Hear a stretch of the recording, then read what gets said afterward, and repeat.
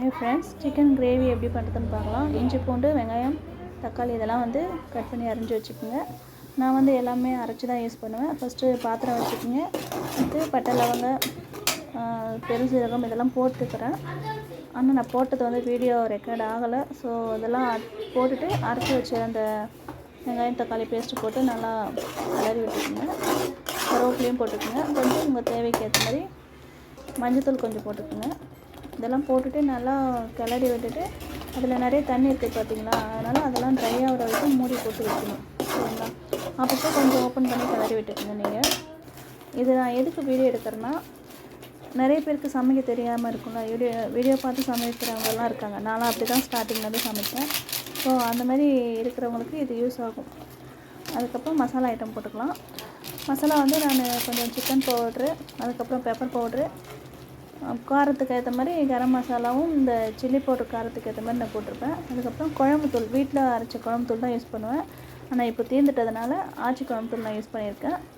So இதெல்லாம் போட்டுட்டு கொஞ்சம் நல்லா மிக்ஸ் பண்ணிவிட்டு நீங்கள் மூடி போட்டு வச்சுருங்க. அதுவுமே கொஞ்சம் நல்லா ட்ரை ஆகணும், தண்ணி இல்லாத மாதிரி. பாருங்கள், இதே போல் பண்ணிக்கோங்க. அப்பப்போ கிளறி விட்டுருக்குங்க.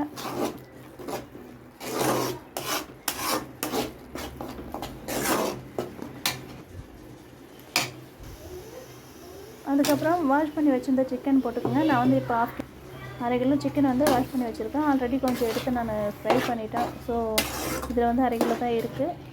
இதை போட்டுக்கோங்க. போட்டுட்டு நல்லா கிளறி விட்டு அதை கொஞ்சம் நேரம் மூடி வைக்கணும்.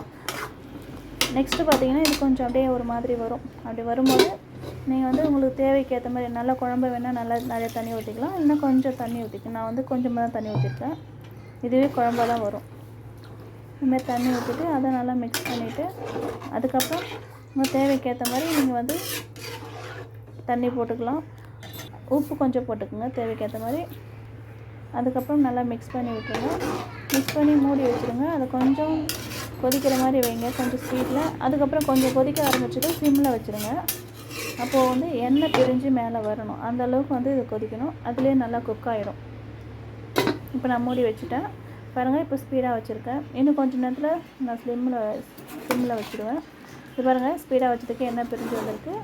கொஞ்சம் லைட்டாக நீங்கள் சிம்மில் வச்சிட்டிங்கன்னா நல்லாவே வெந்து வந்துடும். நல்லா பஞ்சு மாதிரி உங்களுக்கு வெந்து வந்துடும். நல்லாவே எண்ணெய் பிரிஞ்சு வந்துடும். நல்லா கிரேவி பதத்துக்கு வந்துடும் இது. அதுக்கப்புறம் இறக்கும் போது கொத்தமல்லி, லைட்டாக கொஞ்சம் புதினா நான் வாசத்துக்காக போட்டிருக்கேன். இதெல்லாம் போட்டு நீங்கள் வந்து இறக்கி வச்சுக்கலாம். ஓகே ஃப்ரெண்ட்ஸ், இவ்வளோ தான் சிக்கன் கிரேவி. நீங்கள் வந்து என்னோடய வீடியோவை பார்க்குறது மட்டும் இல்லை, பார்க்குறதுனால எனக்கு ஹாப்பி தான். பார்க்குறதோடு சேர்த்து சப்ஸ்கிரைப் பண்ணாவும் நல்லாயிருக்கும். ப்ளஸ் லைக் அண்ட் ஷேர் பண்ணுங்கள். இது எங்களுக்கு கொஞ்சம் யூஸ்ஃபுல்லாக இருக்கும். தேங்க்யூ.